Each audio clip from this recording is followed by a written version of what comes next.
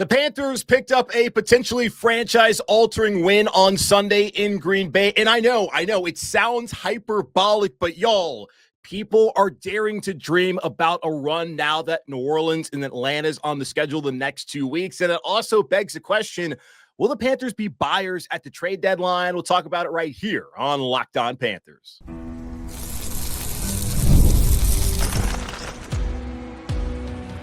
You are Locked On Panthers, your daily Carolina Panthers podcast. Part of the Locked On Podcast Network, your team every day. Welcome into another edition of the Locked On Panthers podcast, the part of the Locked On Podcast Network. I'm your host, as always, Julian Council, talking Carolina Panthers with you every Monday, Tuesday, Wednesday, Thursday, and yes, of course, Friday, your team every day. That's our motto here on the Locked On Podcast Network. Thanks for watching the show right here on YouTube and listening wherever you listen to your favorite podcast. Today's episode of Locked On Panthers is brought to you by FanDuel. Right now, new customers can bet just $5, and if your bet wins, you'll get $300 to use in bonus bets across the app. The Carolina Panthers picked up a monster 16-13 walk-off win on Sunday in Green Bay, a win that potentially could push them forward towards a playoff berth here in 2025. Dave Canales, Carolina Panthers head coach, spoke to the media on Monday, providing some updates. We'll go over what he had to say later on the show. We always go over the good, the bad, and the ugly here on Tuesdays on Locked On Panthers. And of course, trade deadline coming up on Tuesday at 4 p.m. Eastern time. Will the Panthers be buyers, potentially sellers? Talk about that here in a moment. But first off, want to start off the show by welcoming all former Meow Mix listeners. Meow Mix, you guys may have heard of them. They said a couple of weeks ago after the Panthers got their doors blown off them 42-13 in New England that they were done. They were going to go on hiatus and not do a show because this team had just sucked every bit of joy that they had in podcasting, and they could no longer do it. They want to spend more time with their families. Now, my read from the situation was that here were probably two grown men who love the Panthers, which is great, and love also to talk about the Panthers, which is also great, and they like to do it with each other. But it become to a point to where these guys were spending a lot of time away from their wives and their kids on Sundays and probably weren't in the best mood following the poor performances like the one in New England that caused them to set down their mics aside for the time being. And their wives probably told them, hey, guys, maybe cut the crap and stop doing this if you're going to be this miserable. And I am someone who's giving you that advice for anyone who is new to the show or old to the show.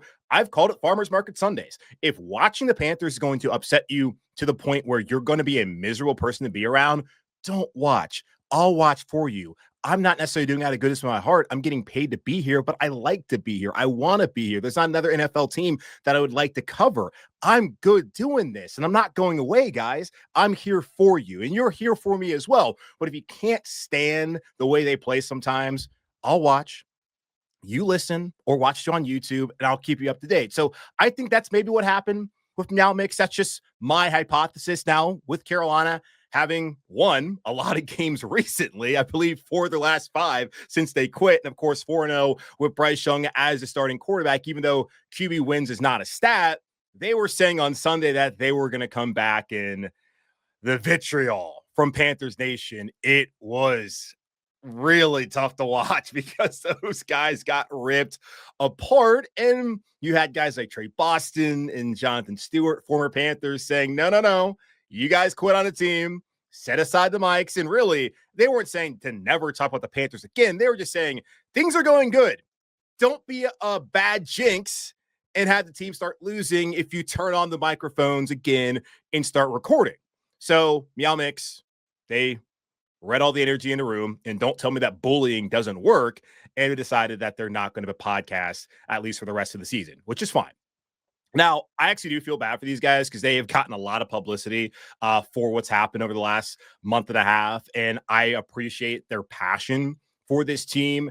And I do hope that when they do come back, that everybody will embrace them and welcome them with open arms, because I want to at least throw love their way. Now, I did use their tweet to promote this show, which is why you may be watching and listening right now. But I do appreciate all of the fan podcasts out there who listen to my show, who are out there providing a different perspective on the team than I do. I think there's room for everybody who wants to cover or loves this team to talk about the team in a respectful, fun manner. So welcome all former Meow Mix podcast listeners and Meow Mix. If you guys are ever watching, listening, and if you want me to come on in the spring, whenever you come back, I would love to do it because I want to wrap my arms around you guys and say, hey, it's okay. We all mess up sometimes. You guys got to get a little bit tougher. Maybe don't quit before it's even halfway through the season next time around in 2026. But let's not delay. Let's get into what we're going to talk about here on the show. Every Tuesday, we go over the good, the bad, and the ugly from that past Sunday's game. And there's not a lot of ugly things to talk about when the Panthers, 13.5-point underdogs, 2 touchdowns, which is disrespectful as hell in the NFL to be a 2-touchdown underdog, for them to go on the road and to beat the Green Bay Packers, who were 5-1-1. They were the top team in the NFC, and do it to where Carolina was a better team. Look at total yardage. Yes, the Packers, they were able to move the ball throughout the day, but still, Carolina got the job done. And now at 5-4 with New Orleans on Sunday, who has 1 win, and then Atlanta, who you beat 30-0. I don't want to get ahead of myself, but 7-4 feels like that could be right there for Carolina. And if that's the case, how can you deny that they are truly a team in the hunt for a playoff in 2025? Starting off with the good, we always start off the positive, especially after a 16-13 walk-off win at Lambeau Field. The red zone defense was tremendous yesterday. The Panthers entered the game 13th in the NFL in red zone defense, allowing a touchdown on 58.3% of their opponent's trips. Meanwhile, Green Bay was 7th in the NFL, scoring a touchdown on 70% of their trips through the first 8 weeks of the season. They visited red zone 5 times on Sunday. 5 of their 7 drives actually made it to the red zone. They scored 1 touchdown, 1 for 5 in the red zone on Sunday, and that was the difference in the game.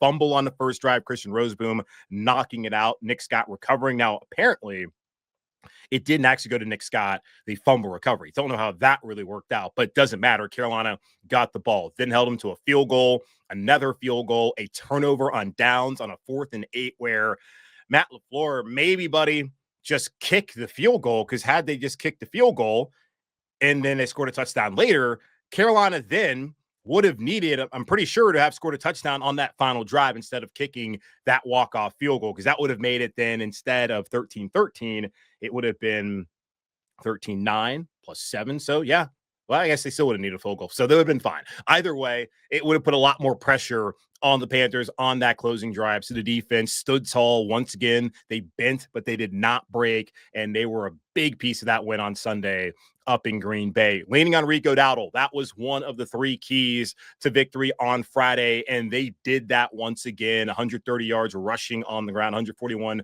total yards from scrimmage on Sunday. Since week 5, when Rico came in as the starter with the injured Chuba Hubbard dealing with a calf injury against Miami, he's leading the NFL in rushing with 652 yards, and he started 3 of those 5 games. 652 yards. If you look at his contract, it's a 1-year deal, $2.75 million, could potentially get up to $6 million based off of incentives. So far, he's already earned $500,000 more because he has 800 yards from scrimmage this season. He's 83 yards away from another $500,000 from 950 yards from scrimmage. And then if he gets a 1,100, it's 500,000 more. 1,350, it's $1 million. 6 total touchdowns. He needs 1 more to get $250,000.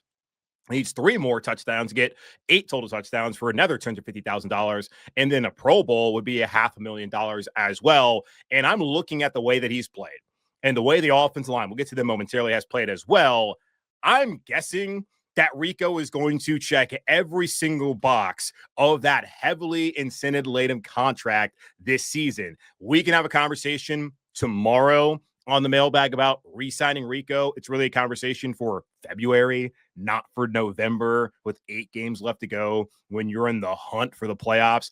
Focus on what's actually happening on the field than like what's going to happen at the end of February and the beginning of March. Just enjoy the ride is my advice. We'll talk more about that tomorrow.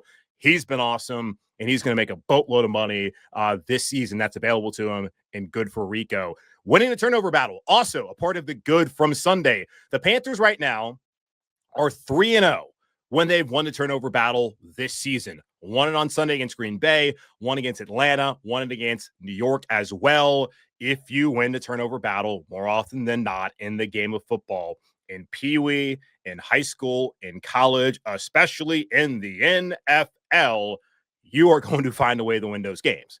And Green Bay had 3 turnovers all season heading into the game on Sunday. Jordan Love, terrible interception. And there's a couple of times where he could have had some of those deep balls that looked to get caught up in the wind, intercepted. And then also should have had one that could have been a pick 6 by Mike Jackson. That would have been intercepted there in the end zone. We don't know what would have happened. I thought maybe a pick 6. There was like 2 offensive linemen that Mike Jack would have had to beat. So I'm going to say he does it. But also, does he not run out of breath at the end of that drive? So then also there was the fumble on the opening drive for Green Bay. Carolina taking that and scoring off of that as well. Actually, I think they turned the ball over after that. But either way, just a great job, be able to win a turnover battle. So often Carolina's put themselves in adverse situations, turn the football over. They have 13 turnovers so far this season. Not ideal, obviously, but winning it, especially against the Packers team, that was vital to their success on Sunday.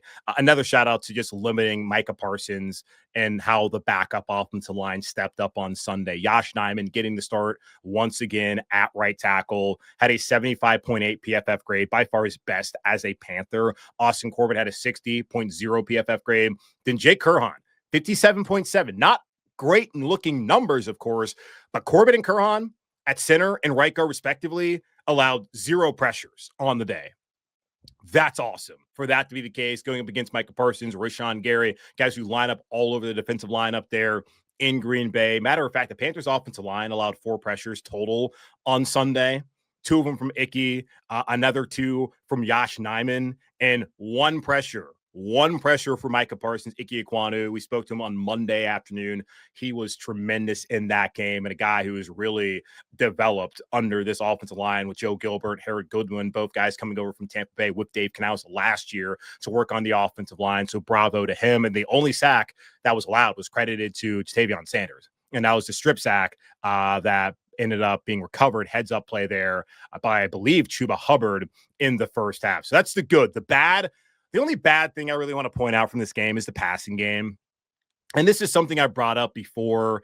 Just the numbers have been paltry when looking at it. Bryce Young had a 37.6 passing grade on Sunday. That's the lowest of the season and his worst since week 1 last year in 2024 against New Orleans, where he was just bad. I don't think he was bad in the game on Sunday, but it wasn't like he was great. His passer rating in the Panthers' 5 wins is a 78.6 in win against Atlanta, a 90.7 versus Miami, 114.8 against Dallas. And I thought he played really well in that Dallas game, an 88.4 against the Jets, and then a 48.3 on Sunday against the Packers. If you look at it too, he had his 9th career game-winning drive on Sunday. 11 of the wins Panthers have had with Bryce Young as starting quarterback. 11. They have 11 wins with Bryce Young as starting quarterback. 9 of those have required a game-winning drive. And he only threw for 102 yards on Sunday. And 19 of those, the receptions from Coker and McMillan, came on the final drive. So he had 83 yards heading into the final gotta-have-it drive of the game, and he got it done. So his numbers aren't great. He has not thrown for over 200 yards outside of the game against Arizona, which was largely garbage time. Then it became like, oh, wait, this is going to be maybe the greatest comeback in franchise history. And I think that says a lot that it took those circumstances being down that much in the second half of that game to see the passing game explode. And looking at his season numbers of qualified quarterbacks, he's 30th in EPA per dropback. That's counting 34 guys. He's 23rd in success rate. He's 30th in explosive pass play percentage. He's 33rd in yards per attempt. So while Bryce, when you need him against Miami to make key plays on 4th down, to find T-Mac and to find Xavier later on that drive, to find Xavier, to find Jimmy Horn, find Mitchell Evans on that game-winning drive, and against Dallas to also do the same thing, put you in position to win those games. And then on Sunday, finding Coker and finding McMillan, he can get it done when it matters most in the 4th quarter. You can call him clutch if you want, because he certainly has been in those situations. He leaves you wanting quarters 1, 2, and 3. And for the Panthers, who are in a position now where they could pick up some wins here the next couple weeks before playing against San Francisco on Monday night, playing against the Rams, playing against the Seahawks, who looked amazing on Sunday, and playing Tampa twice, The run game, that definitely travels on the road. And it certainly, as the weather turns worse, it can still be something you can lean on. But at some point in time, you're going to need a lot more out of your quarterback if you really want to reach those goals, whether it be this season or in the future. So that's just the one thing when you look at if there's anything negative to take away from a big win on Sunday, it's the passing game. It's just still not there. And at some point, that's going to bite them in the ass. Nothing ugly about the win, but there was an ugly stat that finally can be put to bed after what happened on Sunday.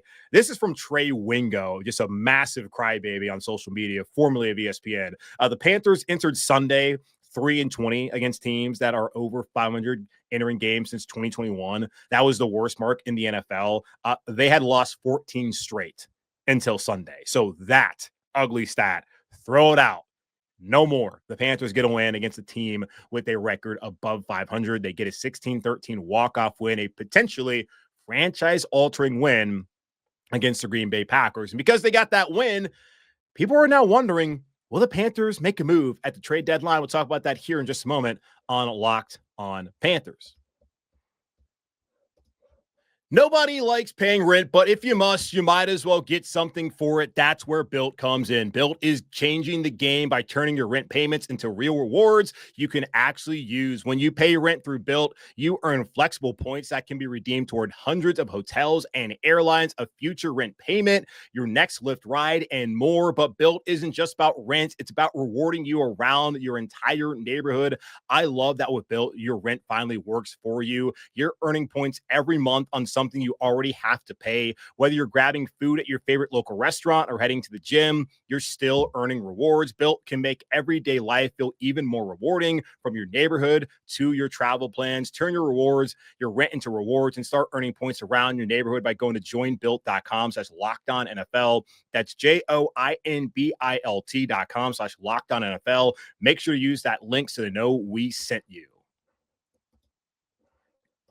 The NFL trade deadline is on Tuesday afternoon at 4 p.m. Eastern time. The Carolina Panthers now sitting here at 5-4, the first time since 2019 that the Panthers have been in this position this late into the season. And now people are wondering, will they be buyers at the deadline? Ryan, and you guys can hit me up, by the way, at me or DM me over on Twitter and Blue Sky at Julian Council to get in your questions for tomorrow's weekly Wednesday mailbag, something we do every single Wednesday throughout the regular season here on Locked on Panthers. But Ryan hit me up in my DMs asking, with the win on Sunday, do you think the Panthers are buyers at the deadline on Wednesday, or on Tuesday, rather? If so, what positions could you see them adding and who?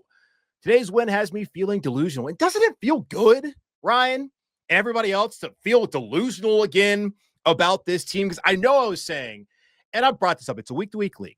And that's what those guys in the locker room said all last week after getting their ass kicked 40-9 against Buffalo. It's just one game. The NFL is a week-to-week league. It happens. Got to move forward, keep your confidence, all that. And that's all well and good. You can say whatever you want, but the actions speak louder than words. And the actions on Sunday prove those words to be correct, that it was just one game. But also, you got to look at it on the other side of things. It was just one game against Green Bay. It does not necessarily prove anything moving forward for Carolina. They beat the Packers. That's great. But if they lose to the Saints, that wipes away everything. Just like if they, after beating Miami and Dallas, had lost to the Jets, and cool, you beat Miami, who stinks and is going to fire their coach. You beat the Jets, you beat the Cowboys. That's great, but you can't beat the Jets, man. But they didn't do that. They took care of business, and they won on the road. But I think that this win, especially after what they had been through, losing to New England in that fashion, losing to Buffalo in that fashion, can propel them forward, especially when you have the one-win Saints on Sunday, followed by a Falcons team on the road who you blew out. Now, Atlanta, show some pride. I'm sure they will, but that's a game you're going to still feel good about on the road. But looking at the trade deadline, which I'm just double checking because you said Wednesday. I've been saying Tuesday. Pretty sure it's still Tuesday. NFL trade deadline. It is 4 p.m. Tuesday. Okay, didn't get it wrong. So, yeah, this was something I was looking up, and there really hasn't been a lot of info out there. I know Mike Kay, the Charlotte Observer, he had talked about on his Twitter account a couple of weeks ago, just there's a lot of people who are looking for an edge rusher, and that would be the position I'm sure that most of you are interested in Carolina going out there and trying to acquire. Now, we did see on Monday morning Jalen Phillips from the Dolphins. He was traded to Philadelphia for a third-round pick. So that's just letting you know what the price you're going to have to pay to get somebody who could truly come in and potentially be a difference maker and most likely a rental, especially knowing that they just drafted Princely Omamielen and Nick Scorton on day 2 back in April of the 2025 NFL draft. So I don't think they're going to want to have someone be long-term. Now, Pat Jones second, hopefully will be back next year. At least he has a contract for next year, another year on his deal for next year after he was coming along early on this season before suffering a season-ending back injury. DJ Wonnum, who has 0 sacks so far this season, I'm guessing this is probably his last year in Carolina. So that would be the position to go after. Now, I spoke to somebody last week who would know, and I asked them anything you're hearing about the Panthers, and they told me unclear of whether the Panthers would be active at the deadline. Dan Graziano of ESPN.com, he was writing an article about trade deadline intel that came out on Sunday morning, and he had this to say: one problem with the NFL trade deadline is that it's too early for some teams to make a hard and fast decision, even though it has been moved back a week. The Panthers, for instance, enter week 9 with a 4-4 record. Should they trade players for draft picks? The answer probably depends on their outlook for the rest of the season and whether they're real contenders now or still at least a year away. As a result, they probably stand pat this week. So Dan Graziano, I don't know if that's a hypothetical or if that's really him just telling you, Panther fans, hey guys, yeah, probably not going to happen for you. I don't think they're going to make a move because I just look around. Jalen Phillips, he's off the board. Tremaine Johnson, from some of the reporting from Diana Rossini of The Athletic, he was reportedly a target for the Eagles because Joe Douglas, who was the former Jets general manager, he drafted him. He's now back in Philadelphia. That could make sense. Now, their asking price is a second-round pick. I don't think that's what you want to pay right now. Kayvon Thibodeau apparently is not going anywhere. The Giants have at least come out and said, Joe Shane, their general manager, we didn't build this defensive line then just to give it up. And it is funny that Panther fans who didn't want Brian Burns to be re-signed here, they wanted then go trade for Kayvon Thibodeau, a lesser player, and then potentially have to turn around and sign him. So that does not make any sense. Arden Key from the Titans would be another guy to look at. I think probably he would be cheaper. For Carolina, he's only has a 1.5 sacks so far this season. So that's the same production you've gotten out of Princely Omamielen so far this year. Nick Scorton has 2. And again, DJ Wonnum has 0. So we'll see what they decide to do, but I'm guessing that they stand pat. And you got 2 young guys. You want to give them opportunities. And I have said throughout the offseason and throughout the season, I felt like as time went on that Omamielen and Scorton would both progress as the year went on. And I think that's happened. Now, Princely didn't play on Sunday. That's not ideal, of course, but I think you're just going to have to roll with those guys, roll with DJ, and hope that he comes on in the final 8 weeks of the season. They went out there and signed Travis Gibson off of the San Francisco 49ers practice squad last week, and he played on Sunday. They just got to have those guys just do their job and step up. Now, Alex also asking me over on Blue Sky at Julian Council, we'll see if the Panthers are buyers at the deadline, but at this point, is safety or inside linebacker a bigger need? You looked at Roseboom. He played his ass off on Sunday. And Trevin Wallace is also only, I think he has now played 17 games, started 17 games in the NFL. So he now finally has a full season of starting under his belt. So a little bit too early to try to push him aside, which I don't think you're asking. It'd probably be more about Roseboom. But Roseboom, I think the last 2 weeks actually, not last week, but this week and in the week prior to last, I think he actually has played fairly well in those games. So I don't think that's going to happen. And as far as like offensive line, some of the people asked about, they've signed Jake Kurhan off of the Cardinals practice squad in week 5. He came out there and played a solid game on Sunday. They signed Nick Samak off of the Ravens practice squad, and he's somebody they can go to if they need. So I think they're probably good there on the offensive line. And at safety, I don't think they're going to make a move there either. So yeah, I think this is what the Panthers are going to be this season. Hopefully they can get back some guys who've been injured. And other than that, I think that's going to be all she wrote as far as if they're going to be buyers, maybe sellers, but certainly I don't think they're going to be buyers. I think they're going to stand pat both ways on Tuesday. If they do make a move, of course, we'll break it all down right here on Locked On Panthers. Dave Canales, he reviewed the film following the team's 16-13 walk-off win in Green Bay and gave us his idea on the trade deadline philosophy for Carolina and some of the things that stood out from the win against Green Bay. We'll talk about that here in just a moment on Locked On Panthers. The NBA is back, and there's no better place to get in on the action than FanDuel, the official sports betting partner of the NBA. Even if you miss the start of the game or want to ride the hot hand, FanDuel has live bets on everything from who will win to score next to the fourth quarter comebacks. Plus, you can even combine your live bets to a same-game parlay for a shot at a bigger payout. It keeps every game exciting, especially when your team's making a late push. Right now, FanDuel is giving new customers, and that can be you, $300 in bonus bets when your first $5 bet wins. So head to FanDuel.com to sign up and play your game with FanDuel, the official sports betting partner of the NBA. Back here on Locked On Panthers, I said yesterday that Sunday's win against Green Bay was a signature victory for Dave Canales, and really in the David Tepper era here in Carolina. I cannot think of a bigger win that the Panthers have had during that time than the win they had on Sunday against Green Bay, as far as what it could mean for their season moving forward after getting their doors blown off at home, really on the road against Buffalo, to come back the next week at Lambeau against a high-scoring, high-octane Packers offense to shut them down in the red zone, to ride Rico Dowdle offensively, get enough from Bryce on the final drive, and then Ryan Fitzgerald, the rookie, doing it again for the second time in his career with a walk-off field goal win. A ton of credit to Dave Canales, his game plan, Tracy Smith, his game plan as well, to make sure they were going the correct end of the field for that game-winning kick. Great job all around, and just huge for that locker room, for the organization as a whole, and for, of course, you, the fan, who has suffered so much more than even the guys who have been here suffering on the field and in the training room and in little meeting rooms the last 9+ weeks, because you have been here for a long time, hoping to have days like they had on Sunday, and hopefully there'll be more of those moving forward the rest of the season here in 2025. Now, we just talked about the trade deadline. 4 p.m. on Tuesday, will the Panthers make a move? Dan Graziano of ESPN.com doesn't think they're going to. Someone else I talked to was unsure whether the Panthers will be buyers or sellers.